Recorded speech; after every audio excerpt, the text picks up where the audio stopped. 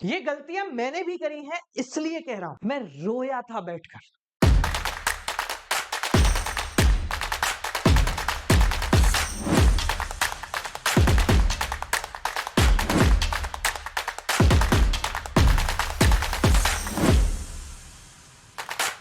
Hi guys, welcome back to another video. आज की video हमारे चैनल की सबसे अलग वीडियो होने वाली है। आज जो चीजें, जो 3 गलतियां मैं आपको बताने वाला हूं, ये ऐसी गलतियां हैं जो शायद मुझे अगर कोई बता देता ना, तो मेरे परसेंटेज बहुत बढ़ जाते। जब मैं अपनी फरवरी में पहुंच चुका था, तब मुझे लगा कि यार ऐसी कुछ गलतियां हो गई हैं जो शायद पुराने वाले मैं को, जो अगस्त में बैठा है, उसको पता नहीं थी। उसके हिसाब से ये सही था। पर अब मैं फरवरी में आके ये डेफिनेटली कह सकता हूं कि काश मुझे मौका मिल जाता ना, तो मैं उसको सुधार देता वहां पर।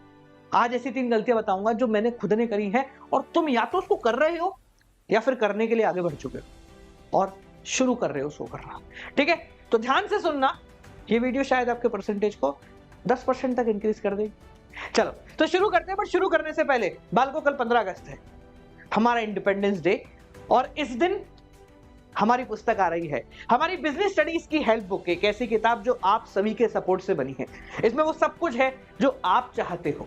Easy explanation, mind map, answer कैसे लिखते हैं, केस स्टडी कैसे सॉल्व करते हैं, बहुत सारे क्वेश्चंस के solution, previous year paper, XYZ, जो कुछ भी आपको बिजनेस स्टडीज में परेशानी दे रहा है, उसका सॉल्यूशन मिल जाएगा।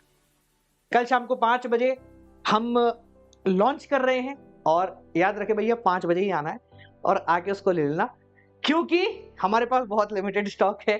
मैं नहीं बता सकता कि आप 6 बजे आओगे तो स्टॉक मिलेगा या फिर नहीं मिलेगा, बट मजे आने वाले बहुत ज्यादा। आपकी सारी परेशानियां खत्म हो जाएगी। क्या उसकी बात कल करेंगे, बट अभी आ जाओ, कल आ जाना शाम को 5 बजे, और बात करते हैं अगस्त की। अभी आप लोग अगस्त में बैठे हुए, और अगस्त में एक चीज है जो आपके दिमाग में है, भागना।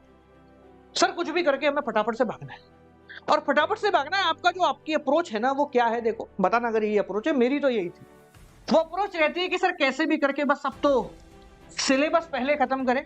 सिलेबस खत्म करते ही बस लग जाएंगे बहुत बेहतरीन से क्वेश्चन बैंक्स में, और एक बार बस ये क्वेश्चन बैंक हो गए, भाई सिलेबस तो फटाफट ही करना है, 1 महीने के अंदर निपटा लेते हैं, मेन फोकस इस पर रखना है, ये हो जाएगा तो इसके बाद कर लेंगे प्रीवियस ईयर पेपर, और उसके बाद जो फाइनल होगा वो होगा रिवीजन, और पेपर देने के बाद हमारा जो स्वागत होगा वो होगा 95% से।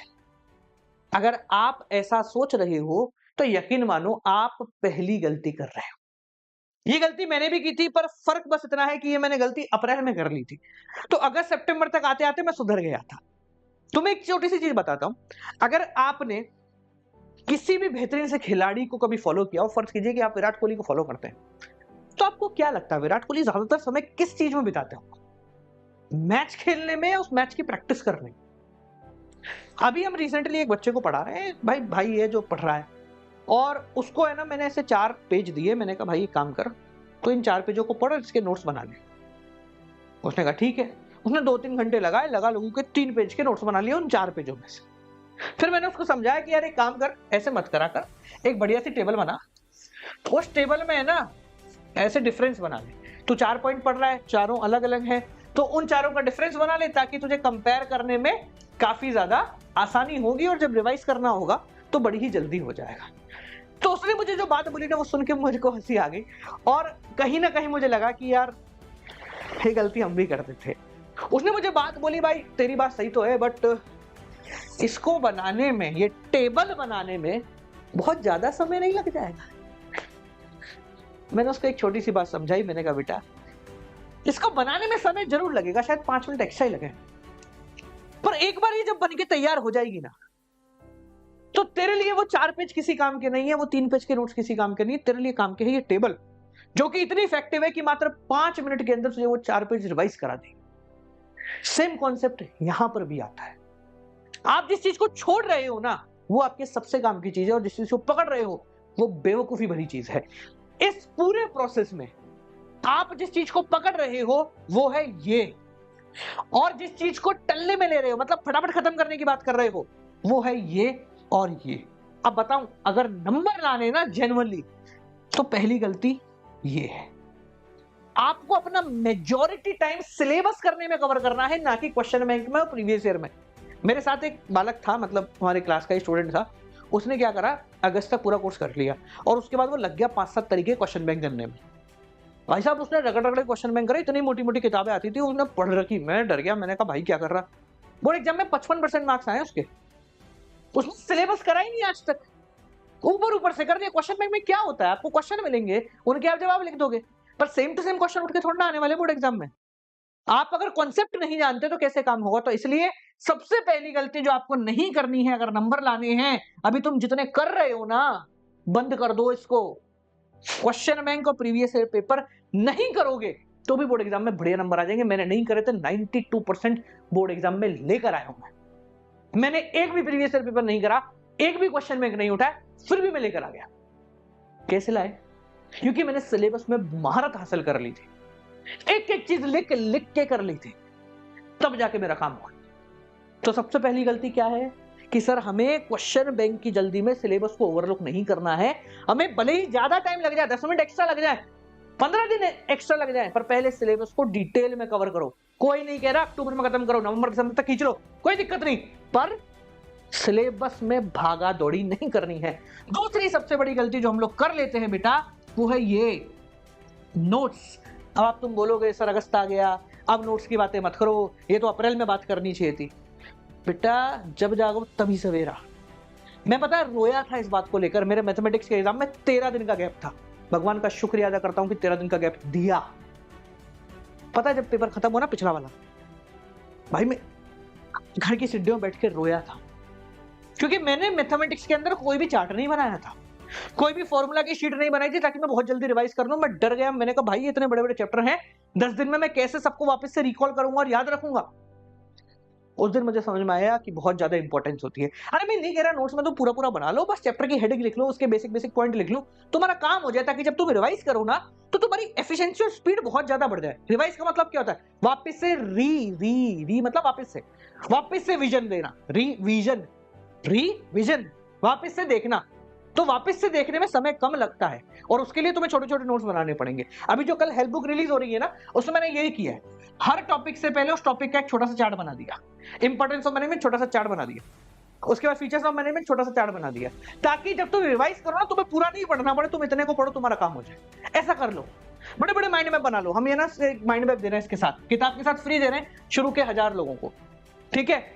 18 बाय 22 इंच मतलब इतना बड़ा है करीब, ठीक है? ऐसे 2-4 पेपर दे रहे हैं, यूं लगा लो दीवार पे, हो जाएगा तुम्हारा काम। ऐसे कुछ कर लो ना यार, क्या जा रहा है तुम्हारा? लेकिन थोड़ा समय लगेगा ना नोट्स बनाने में, थोड़ी मेहनत लगेगी, थोड़ी क्रिएटिविटी लगेगी, कर लो। अभी और कोई जरूरी काम नहीं है तुम्हारे पास। मैं नहीं किया था इसलिए रोया था, वो 13 दिन में कर लिया मैंने, इसलिए आज भी खुश हूं। जो नहीं करते वो फरवरी में जाके रोते हैं, और जो करते हैं ना वो 15 दिन थोड़ा सा गम में रहते हैं, पर फिर हो जाता है काम। तीसरी सबसे बड़ी गलती, ये तो कर दोगे तुम, कर रहे होगे तुम, ठीक है ना? मैंने भी की थी। भैया क्या है तुम्हारे लिए आंसर राइटिंग? कितने लोग हैं जिन लोग प्रैक्टिस करते हैं इसकी? एक भी नहीं करता है, दिल पे हाथ रख के बोल दो, एक भी नहीं करता है। क्या करते तुम आंसर राइटिंग में? बिजनेस देखी, क्वेश्चन देखा, आंसर, अरे हाँ ये तो लिख लेंगे। इको, हाँ ये हो जाएगा। अकाउंटेंसी, ये देखो यहाँ गया, अरे हाँ ठीक है यहीं तो जा रहा है, पोस्टिंग हो गई आगे बढ़ो। सब ऐसे करते हैं, इससे बड़ी बेवकूफी कोई नहीं होती। लिटरली बोलो, आज की तारीख में मत करो, अक्टूबर में आ जाओ, अक्टूबर में बैठो, उसके बाद आंसर लिखना पूरा आंसर बोर्ड में जैसा लिखोगे वैसा लिखना। क्या होता है फिर, अभी तो अपन ऊपर से देख जाते हैं, फिर जब बोर्ड एग्जाम आएगा ना क्या होगा, वहां बैठे होंगे आंसर लिखने, अरे इसका जवाब आता है, अरे मेरे को पूरा आता है, पर लिखा नहीं जा रहा है। ऐसी हो जाती गलती, और ये गलती इतनी गम देती है ना अंदर से, सुधर नहीं पाते। मैंने करी थी, मैंने बहुत करी है, इसलिए मैं कह रहा हूँ, ये मेरे साथ प्री बोर्ड में हुआ था। अरे आता तो है पर लिखना नहीं। फिर मैंने पूरा फरवरी बैठ के मैंने कहा आंसर राइटिंग में फोकस करो, बोर्ड एग्जाम में आंसर ही तो लिखना है, मन में सब कुछ याद है, उससे क्या फर्क पड़ता है, लिखना ही तो मेन इंपॉर्टेंट है।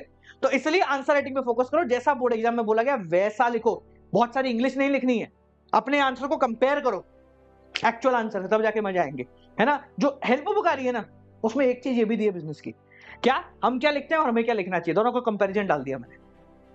तो ऐसी चीजें करो, तुम्हारे नंबर बढ़ेंगे। ये 3 गलतियां नहीं करनी। कौन कौन सी? पहली, focus on syllabus more, less on question bank, ये सुधार कर लो आज ही से। Second, make notes, short note, बहुत छोटे नोट और बहुत छोटे नोट, सिर्फ हेडिंग लिख डालो, पर लिख लो, काम आएगी तुम्हारे बहुत ज्यादा। नहीं लिखोगे तो नुकसान में रहोगे। तीसरी सबसे बड़ी गलती, आंसर राइटिंग पे ओवरलोड कर जाते हैं। आंसर राइटिंग करनी है, सिलेबस खत्म करके आंसर राइटिंग फोकस करो, ये नहीं भी करोगे तो भी चल जाएगा तुम्हारा काम। ये 3 गलतियां अगर तुमने सुधार ली, मैं कह रहा हूं 90% ऑफ कंपटीशन से तुम आगे निकल जाओगे। 90% ऑफ कंपटीशन से आगे निकल जाओगे, गारंटी मैं दे रहा हूं। ठीक है जी, तो तीनों चीजों को दिमाग में बिठाओ। आपसे मिलते हैं अगली वीडियो के साथ। और हाँ, कल शाम को 5 बजे आ जाना भैया, बहुत क्लियरली बता रहा हूं। मतलब मजे आ गए, मैंने बुक को देखा ना, मेरे अंदर से मेरे को मजा आ गया। ये मेरे को मिल जाती ना मेरी बारे में, वो फोड़ डालता। वो मिली है तुम्हें। ठीक है जी, कल मिलते हैं आपसे, तब तक के लिए।